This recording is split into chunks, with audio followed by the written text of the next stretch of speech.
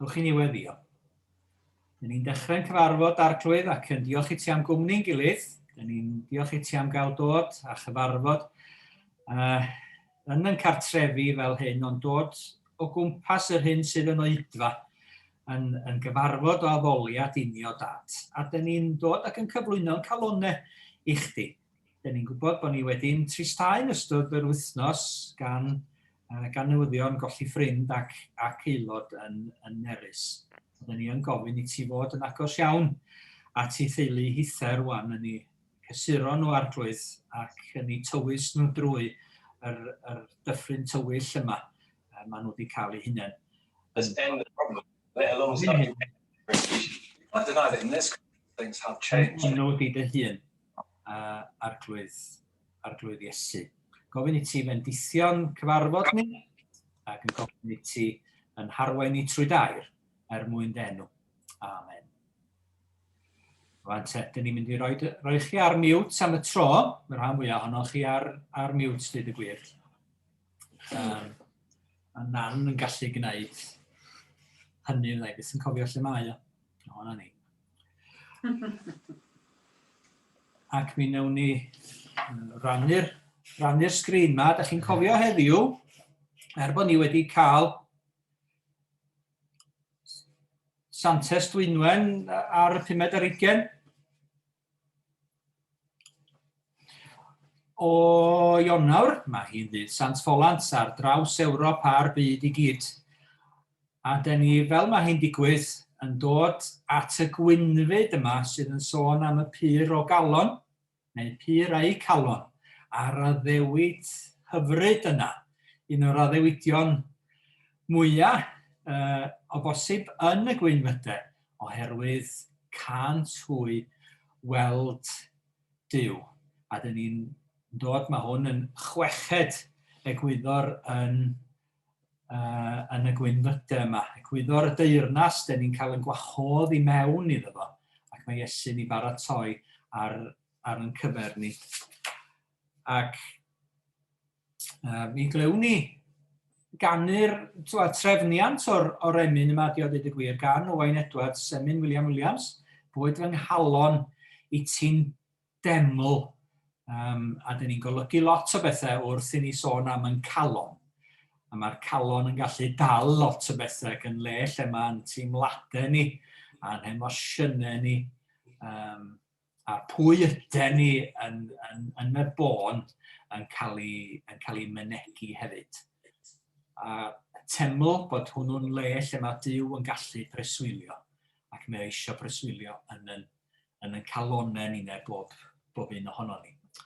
Dyn nawn ni glywed yr emyn yma os gawn ni gloi ar trefniant newydd yma sydd yn gwneud defnydd o'r ddau bennill gyntaf yma yn emyn Williams. Diolch i ti, Chloe.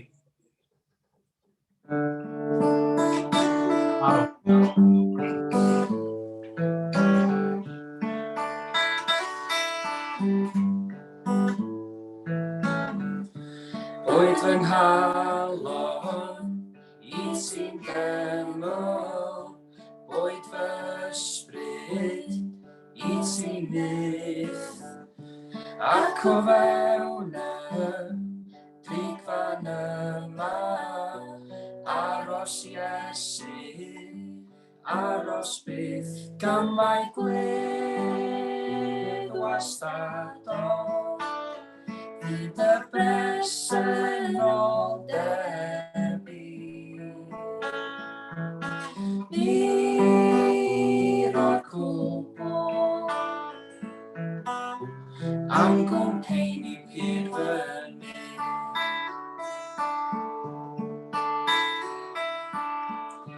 Awr o ffydd gymdeithas felys, awr o weld wyneb bryd, sy'n agori fil o weithiau a'r bleserau gwag y byd, gan mae gledd wastadol, fydd y bresennol debyg.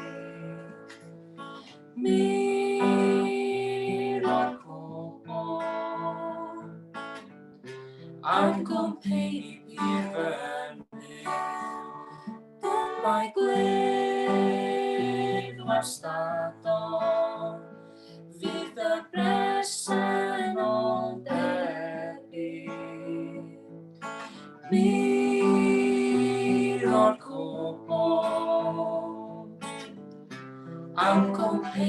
i'r fyny.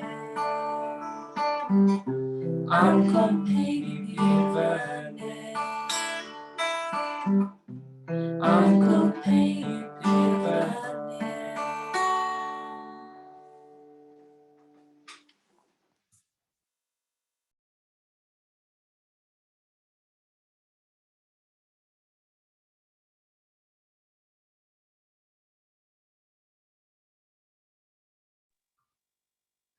Ti ar mute, Dad. Hyfryd, medda fi. Nemyn hyfryd gan William Spencer Celyn. Diolch yn fawr i chi'ch dau am ganu ar y cyfer ni. Rwan te y galon, Wn ni at yr darlleniad yma, sydd yn deud wrtho ni bod Duw yn gweld beth sydd ar y tu mewn, nid ar y tu allan. Ac efallai bod hynny yn ogystal â'r neges ynglyn â'r pyr o galon, y neges ar y cyfer ninau yn y cyfnod yma, da ni yno fo hefyd, lle da ni yn dal i fynd, ac yn dal i roi rhyw wyneb ar bethau, ac yn dal i ddeud, pan mae pobl yn gofyn i ni, sut wyt ti? O, dwi'n iawn, diolch yn fawr, ond chi sy'n gwybod, a ni sy'n gwybod sut ydyn ni'n teimlo go iawn yng nghanol yr cyfyngiadau yma, yng nghanol yr diffyg cymdeithas go iawn felly, yn diffyg gwneud beth ydyn ni wedi arfer i wneud a sut mae hynny yn effeithio arno ni. Ond mae hi'n gysur i ni, dwi'n meddwl, dydy, bod yr arglwydd yn gwybod beth sydd ar y tu mewn a bod o'n yn edrych ar y ffaith bod ni yn rhoi rhyw wyneb ymlaen felly, ond bod o'n gallu gweld sut ydyn ni'n teimlo a beth sydd yn calon ni mewn gwirionedd. Felly mae hynny'n un peth, beth bynnag sydd yn codi o'r darlleniad yma. Ga i ofyn i Gwenith, wyt ti am ddarllen o gyntaf Samuel, hanes Dafydd yn cael ei eneinio a'i frodyr i gyd yn cael ei dwyn ger bron, ac i weld pa un oedd Duw yn ei ddewis yma. Duw yn gweld calon Dafydd, cyntaf Samuel, pennod 16 ac nodau 6 i 13. Cysegrodd yntau Jesse a'i feibion, a'i gwadd i'r aberth. Fel yr oeddent yn dod, sylwodd ar Elia a meddyliodd, yn sicr dyma i eneinio ger bron yr arglwydd. Ond dywedodd yr arglwydd wrth Samuel, paid ag edrych ar ei wedd na'i daldra, oherwydd yr wyf wedi ei wrthod, o blegyd nid yr hyn a wel mei drolyn y mae Duw yn ei weld. Yr hyn sydd yn y golwg a wel mei drolyn, ond dyma'r arglwydd yn gweld beth sydd yn y galon.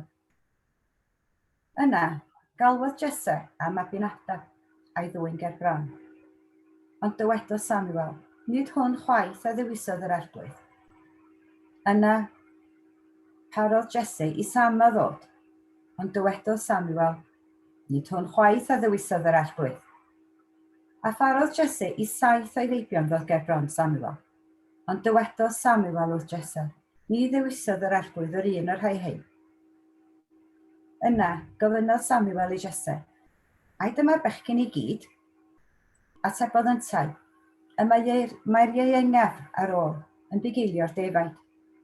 Ac meddai Samuel wrth Jesse, anfon amdano, ni dawn ni oddi yma nes iddo ddod. Felly anfonodd i'w gyrchu. Yr oedd yn writsgoch a chanfod lygaid gloiw ac yn hardd yr olwg.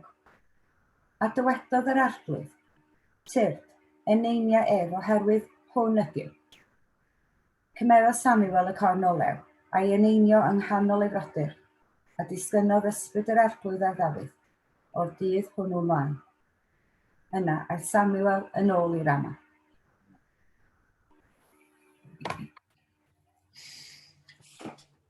Diolch yn fawr. Yn darlleniad cyfarwydd i ni 7 o frodyr, dwch chi weld nhw'n mynd drwyddyn nhw gyd, a Samuel yn gofyn ac yn synhwyro beth oedd Duw yn ei ddeud wrtho fo. A pan mae'r cwbl wedi dod, os genna ti yn arall o gwbl, os genna ti fab arall, a neb wedi meddwl, y tad Jesse ddim wedi meddwl, y basau yna ofyn am Dafydd, yr ienga, y lleiaf, yr un oedd allan yn y maes, felly yn bugeilio, yr un oedd pawb yn ni edrych heibio iddo fo rwsyd felly, ond mae Duw yn gweld. Duw yn gweld beth sydd yng nghalon Dafydd, a dyn ni'n ffindio beth sydd yn dod allan yng nghalon Dafydd drwy'r salmau, drwy'r hanes i gyd amdano fo fel brenin roddodd ei holl galon i Dduw. Rwan te. Y galon,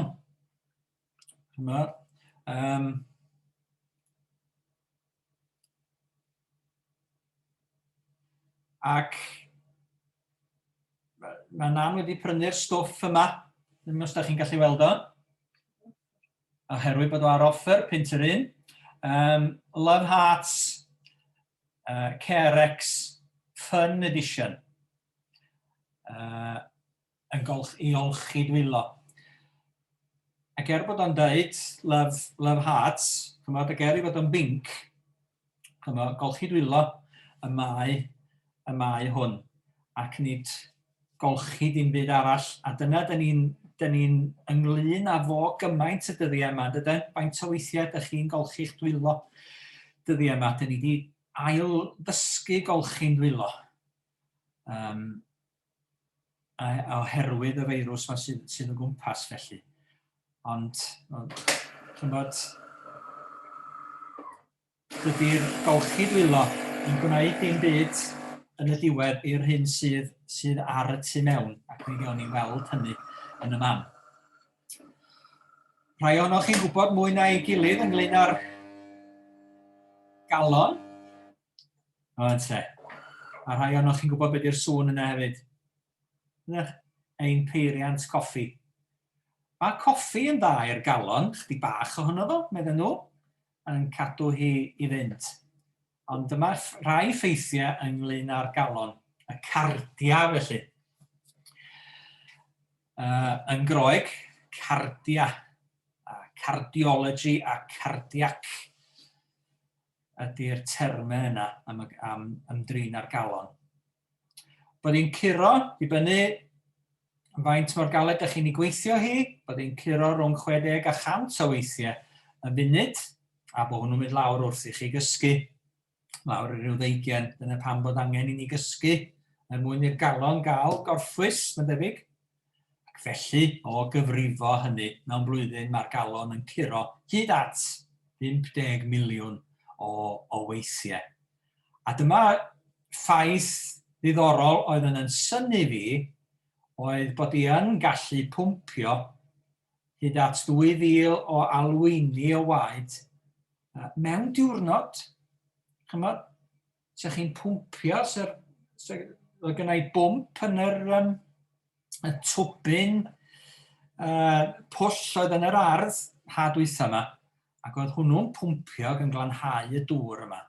Ond oedd y 500 galwyn siwr o fod yn hwnnw, ond yr pwmp bach yma yn pwmpio 2,000 alwyni mewn diwrnod.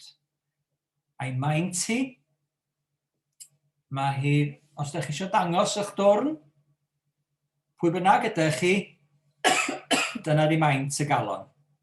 Mae'n debyg yn ei maint. I ddwrn plentyn, mae'r galon yn debyg. I ddwrn babi, mae'r galon yn debyg i maint, felly. Pwy bynnag ydi maint eich dwrn chi. Ac mae yna bethau sydd yn dda i'r galon. Noes? A mae'n dda i ni gael gwneud dipyn o hynny, a gwneud siwr bod ni yn gwneud dipyn o hynny. Yn ystod y cyfnod yma, dyn ni'n yno fo yn 4 wal yn hunain, bod chwerthin yn beth da i'r galon. Wedyn, ewch chi chwilio am eich llyfrau jogs, ewch chi rannu straeon, di Elwyn yma bore yma, fod o'r rhannu'r stori am yr hosepipe yna a dau, yn ystod yr wythnos, dylai bod fi wedi sôn hefyd am dau, a'n cofio ni at si deulu bynte. A gymaint ohonoch chi a straeon, am Dai Davies, straeon hefyd am Aled a fel oedd o'n tynnu coes. WC Plunkets a ryw lythyredd yn dod o'r swyddfa Gymraeg gyda enwau felly arnyn nhw. Chwerthin yn dda i'r galon. Felly,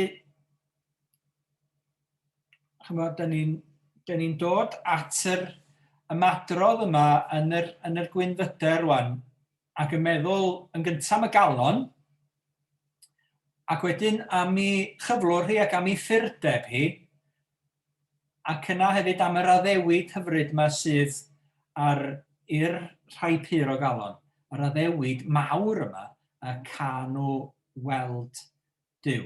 Wedyn y galon, a'i chyflwr, ei ffurfdeb, a'r addewid yma sydd i weld. Ac mi awn ni drwy heini fel y gallwn ni.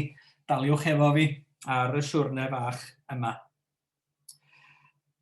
Y peth gyntaf da ni'n dod ar ei draws yn yr Hen Testament ydy, beth ydy'r galon, dyd y gwir, a be mae'r galon yn ei olygu mewn gwirionedd.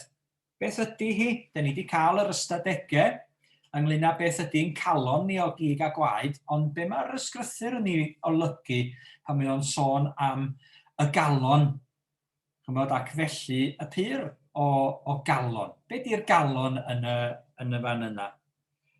Mae hi rhywbeth sydd yn fwy na cyhyr yn dydi.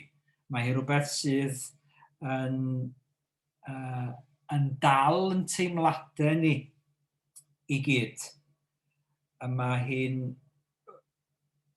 rhywbeth sydd yn gallu cael i ffuro. Ac mae hi'n rhywbeth sydd yn teimlo ac yn gallu cael ei roed i gyd i eraill. Rwan, mae Deuteronomium yn sôn am yr holl galon. Moses yn y fan honno. Os byddwch yn ceisio'r arglwydd eich Duw ac yn chwilio amdano eich holl galon ac eich holl enaid byddwch yn ei gael. Ac mae'n addewid ac gorchymyn mawr hefyd i gwir. Yn Deuteronomium 6:5, car di'r arglwydd y Dduw, ath holl galon, cath holl enaid ac ath holl nerth. Felly mae'r galon ynglyn â phopeth ydyn ni mewn gwirionedd. Da ni'n gallu rhoid yn meddwl, rhoid yn teimladau, rhoi pwy ydyn ni i'r arglwydd Dduw. Ac mae o'n dal yn emosiynau a'n teimladau ni i gyd.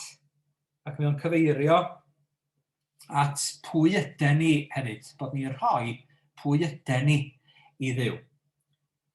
Ac mae Dafydd yn enwog am garu Duw.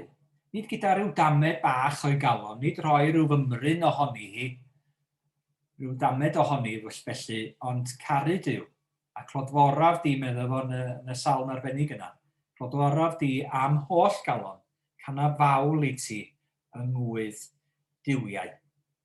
Clodfori Duw, efo'r hyn oll ydio. Ac mae Iesu yn aml yn sôn am y galon yma yn ei weinidogaeth. Yn sôn mor bwysig ydy hi. Ac un o'r adnodau mwyaf dadlenol rwsyd amdani hi ydy'r un lle mae o'n sôn am drysor. Lle mae dy drysor, yno hefyd bydd dy galon. Lle mae beth sy'n bwysig i chdi, yno hefyd mi fydd pwy wyt ti. Mae beth sy'n bwysig i chdi yn dangos pwy wyt ti. Yno hefyd y bydd dy galon.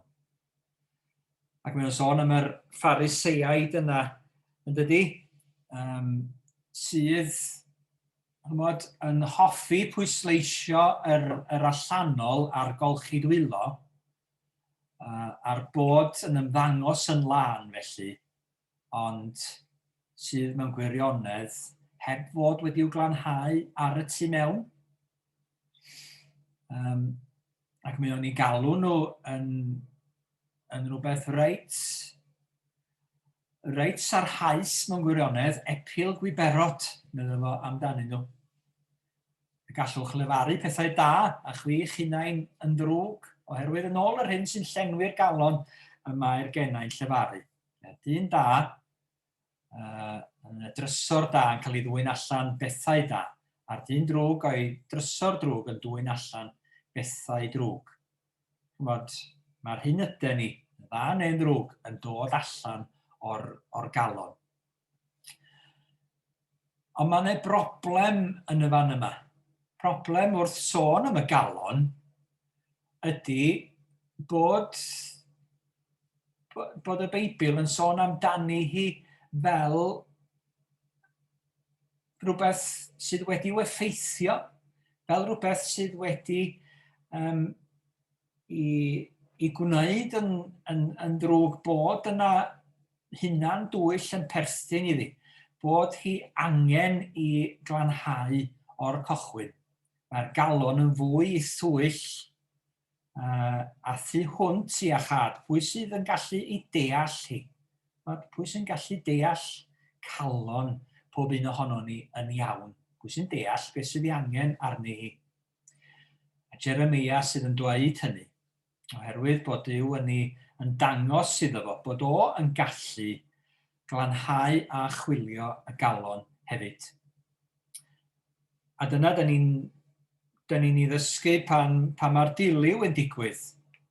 Bod yn Beibl William Morgan, Duw yn wedi farhau creu y ddaear, mynd i gochwyn eto, oherwydd bod wedi mynd mor ddrwg, mor sydyn ar y ddaear. Bod holl fwriad calon dyn yn ddrwg, bob amser yn ddrwg yn y fan honno. Mae o'n rhoi cochwyn newydd. Mae o fel petai yn rhoi yr spin cycle ymlaen a'r washing machine anhygoel yma, mae'r moroedd yn cael ei troi rownd, mae'r cyfan yn cael ei ddifa ailanhau, dydy. Ond mae'r budreddi yn aros oherwydd a mae'r galon yn parhau a'r broblem fewnol yma yn perthyn iddi hi, bod na ddrygioni y tu mewn iddi hi. Yna i stopio. Rhannu'n y fan yna. Felly, y galon canolbwynt yn bod ni, ond bod yna broblem efo'i, a bod angen i newid hi. A bod rarglwydd Dduw ei hun, gan Iesu Grist ynglyn â newid calonau. Gyda'r galon, yr ydyn ni i gredu ynddo fo, meddwl Paul wrth yr Rufeiniaid. Hefo'r geg yr ydyn ni'n cyffesu Iesu'n arglwydd, ond gyda'r galon yr ydyn ni'n credu fod Duw wedi ei godi oddi wrth y meirw. Rhoi yn calonau iddo fo yr ydyn ni. Ac mae hynny'n dod â ni ymlaen at y busnes purdeb yma, yn bod ni yn cael yn glanhau a bod ni angen glanhau ein calonau. Ac dwi'n ni'n beth chi'n feddwl amdano fo pan dyn ni'n meddwl am rhywbeth sydd yn byr, rhywbeth sydd yn gwbl lan felly. Mi allwn ni feddwl am bethau glân, lliniau glân, dillad glân. Byddai'n meddwl am ffrwd arbennig sydd yn rhedeg mewn lle arbennig oddi ar fynydd arbennig. Mynydd arenig, yn cofio mynd fyny'n blentyn bach, a'r ffrwd yna yn llifo i lawr yr ochr amnodd wen, mae Philip yn gwybod am lle dwi'n sôn yn fanna, ac oedd yn blasu'n arbennig. Dod drwy'r mawn a bod yna rhyw burdeb yn perthyn iddo fo, oherwydd bod y ffrwd yna rwsyd yn llifo allan o'r ddaear, allan o'r mynydd, ac heb i effeithio lawer gan yr lle oedd o'n llifo drwyddo fo ar byd, roedd o'n llifo allan iddo fo eto. Mi geiser ffrwd ar dŵr i effeithio, yn geisio a pigo bob math o bethau fyny ar ei ffordd i'r môr. Ond yn y fan yna, oedd yna burdeb ffresni, oerni, ac rhywbeth i ddisychedu i'w gael yn y fan yna. Felly, y pyr, mi roedd y Pharisëiad yn edrych ar y tu allan. Yr arglwydd Iesu yn edrych ar y tu mewn, Duw ei hun yn edrych ar y tu mewn. Ac yn dweud wrth Eseia, bod eich pechodau chi fel sgarlad, mi fyddan nhw yn wyn fel yr eira. Eu bod nhw yn goch neu fel porffor, mi fyddan nhw mor wyn a gwlan. Oherwydd bod nhw'n cael i glanhau. Bod y galon angen i glanhau ac yn cael i glanhau gan yr arglwydd Iesu ei hun. Cymelwch chi'r llun, nid cerdyn Sam Ffolans sydd y tu ôl i mi, ond llun o galon. Mi ges i'n o heini hefyd, diolch yn fawr iawn amdano fo. Llun y galon gafon ni, a mae yna eiriau yn y fan yna. Geiriau sy'n mynd â ni at emyn arbennig. Dwi'n ni'n welwch chi, arglwydd dyma fi, ar dy alwad di. Canafennaid yn y gwaed a gaed ar galfari. Sioned Glyn ar ei wneud yr llun arbennig yna o'r pennill o emyn. Canafennaid yn y gwaed a gaed ar galfari. Bod yna lanhad i'w gael. Cana, sôn am ganu yn yr ystyr lleisiol, ond yn sôn am powndio a glanhau a gwynhau fel yr oedd yr golchydd yn ei wneud slawer dydd.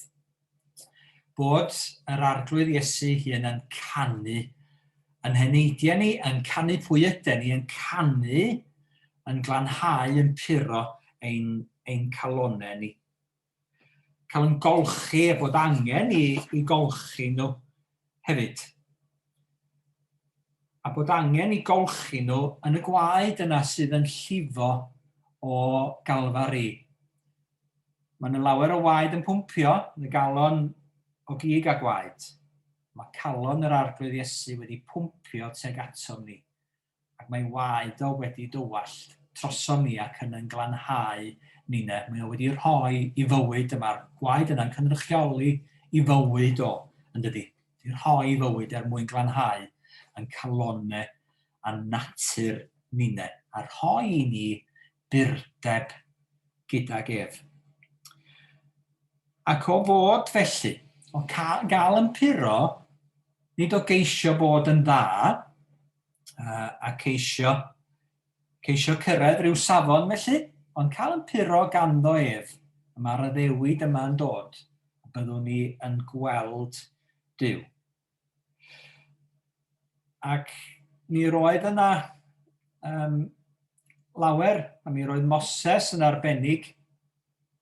Mae rannu'r sgrin yma hefo chi eto. Mi roedd Moses yn gofyn arbennig am gael gweld Duw. Roedd o eisiau cael bod yn agos at Duw. Roedd o wedi gweld y berth yn llosgi. Roedd o wedi gweld effaith be oedd Duw yn gallu wneud. Roedd Duw yn siarad hefo fo, ond eto i gyd.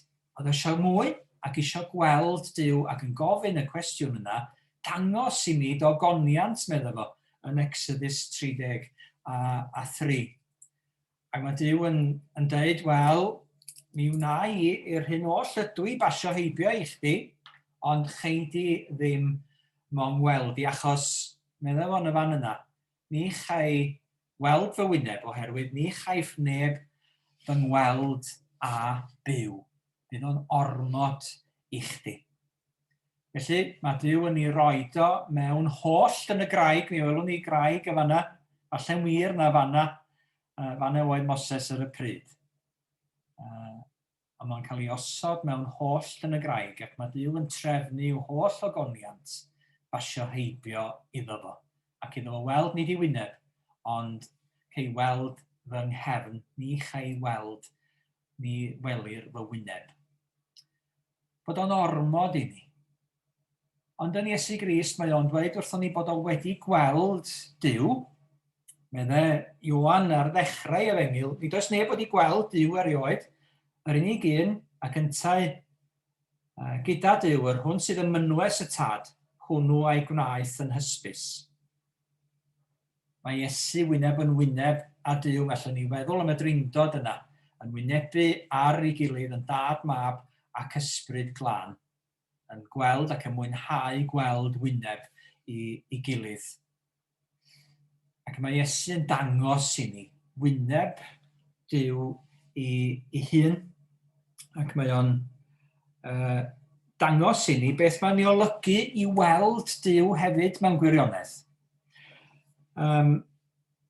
Oherwydd, be mae gweld yn ei olygu ond yr hyn da ni'n dal i ddefnyddio ac i feddwl am yr ymadrodd mewn gwirionedd, wrth i ni geisio rhoi pobl ar ddallt, wyt ti yn ei weld o, neu'n ceisio dangos rhywbeth arbennig sydd i'w ddeall gyda'r meddwl, wyt ti'n gweld rwan?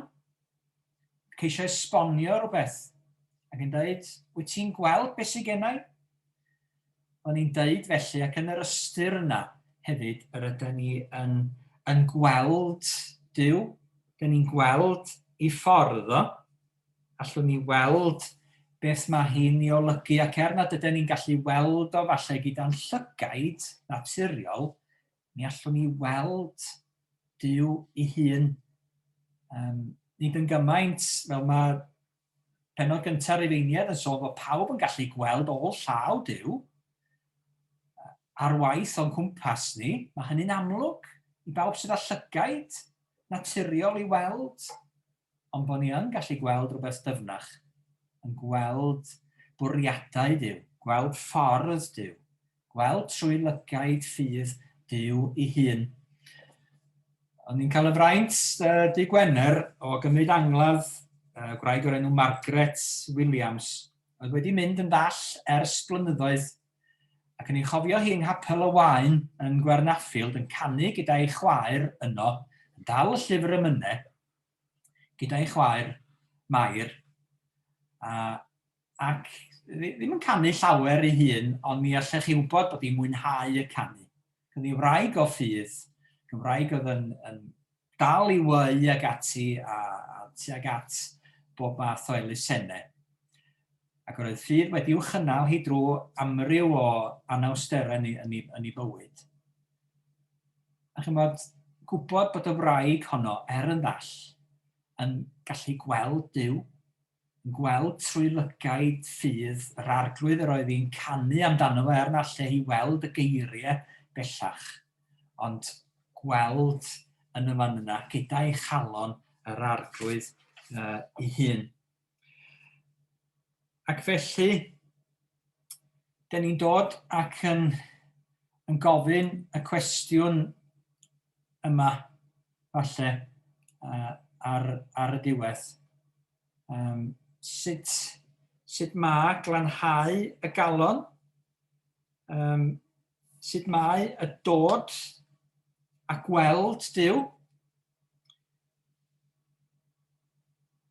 A gofyn hefyd, chymod, ydyn ni wedi cael yn glanhau? Ydyn ni wedi gosod yn hunain mewn sefyllfa lle ydyn ni wedi bod isio cael glanhau yn calonau? Fel y mae'r Gwynfydau yma yn mynd drwy'r broses yna rwsyd o lanhad ac o ddod yn agos at galon Duw ei hun wrth i ni newynu a sychedu, wrth i ni gydnabod i gochwyn yn tlodi ysbrydol a'n hangen amdano fo. Wrth i ni ddod a newynu a sychedu am ei gyfiawnder ef, wrth i ni dderbyn ei drigaredd ef tuag ato ni, wrth i ni dderbyn ei natur o'i natur alwyn a gwylaidd o, wrth i ni ddod a gofyn am y galon byr yma, cael gweld Duw ei hun. Dyn ni'n gofyn iddo fo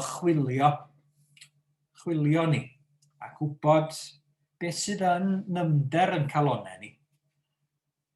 A'i newid hi, a'i gwneud hi yn debyg i'w galon ef ei hun. Calon lan yn llawn daioni felly. Rhywbeth sydd yr hodd gan Dduw ei hun ydy hynny. Edrych a wyf ar ffordd a fydd yn loes i mi, medde Dafydd, ac arwain fi yn y ffordd dragwyddol. Ydyn ni wedi glanhau yn calonau erioed. A gofyn hefyd, os gafon ni lanhad yn calonau, ydyn ni'n dal i fod isio cael yn puro fwyfwy? Ydyn ni isio glanhau yn calonau fwyfwy a dod fwyfwy allu gweld yr arglwydd Iesu a gweld Duw fel y gymau o. Mi fydd bawb ohonoch chi sydd wedi bod yma, sy'n neb wedi cael bod yma ers talwm, yn gwybod bod yna lawer o bethau yn y garej ac yn y shed sydd yn llanast felly. Mi'n cydnabod hynny. Chymod, ond lle arall rowch chi o? Petai'r dymp yn gored, mi fysa ni'n mynd â llawer iawn o stwff yno. Ond mae lawer iawn o'n wedi dod yn iwsfol, ond mae'n waith chwilio yn y shed am y pethau oedd yn y shed ac oedd yn gwneud y shed yn le pwrpasol i fod.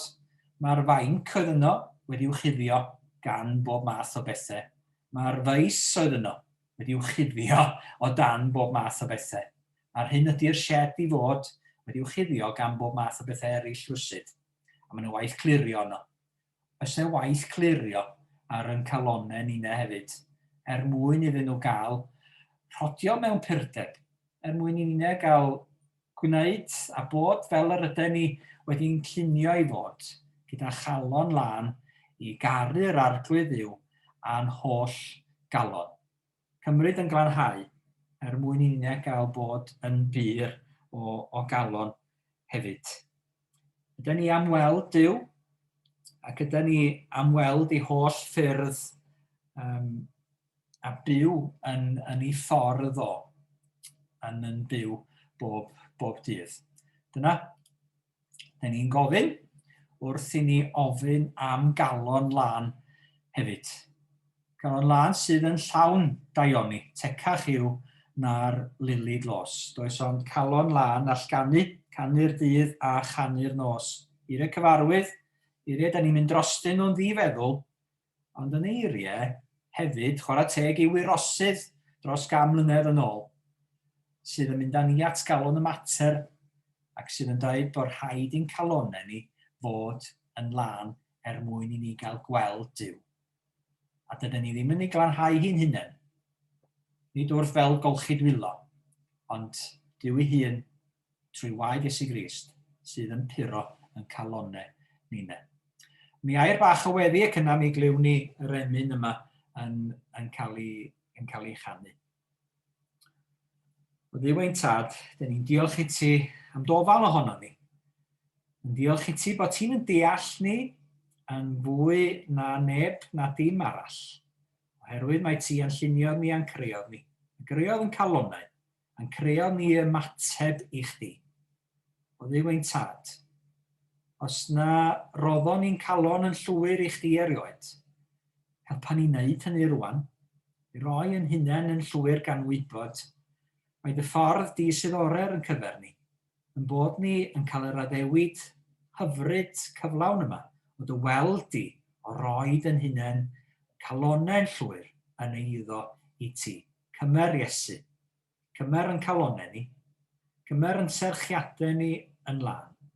Bydded i chdi fod ar waith yn puro ynom ni o dad. Mwyn i ni'na gael bod yn debycach i'r arglwydd Iesu ei hun. Ac yn bobl i chdi i wneud gwahaniaeth yn y byd yma sydd ohoni hi. Dyn ni'n gofyn y pethau yma i gyd yn denwd i dy hun arglwydd Iesu. Aros hefo ni, gwyliau drosto ni.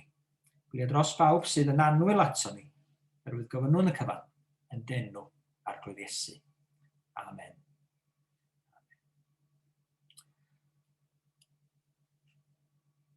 Chloe a Robin, gai ofyn i chi bod yn canu ac mi'n ymwneud ganu ar yn hylwydydd yn hunain. Calon man. Diolch yn fawr i chi.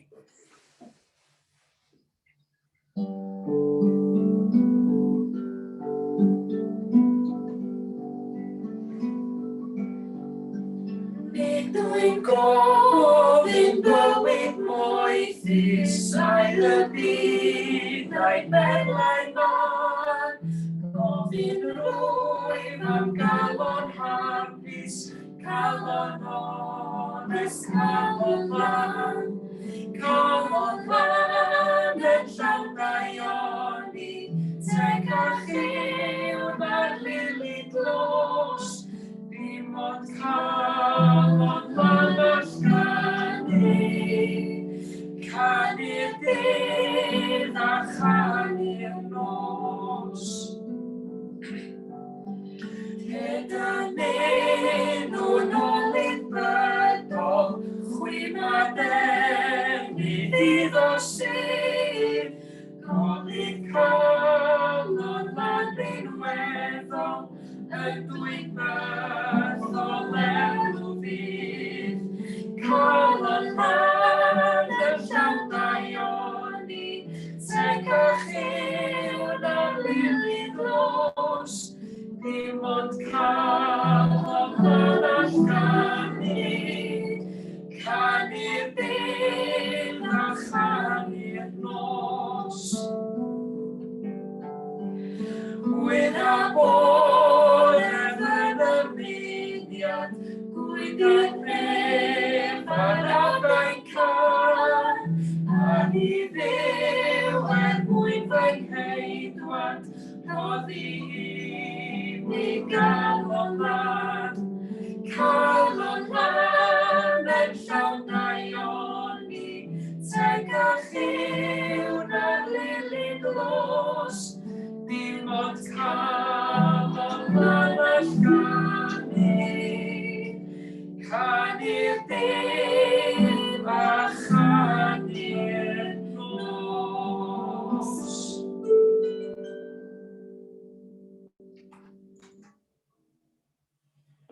Dowch i ni rannu'r fendith efo'n gilydd hefyd i gyd.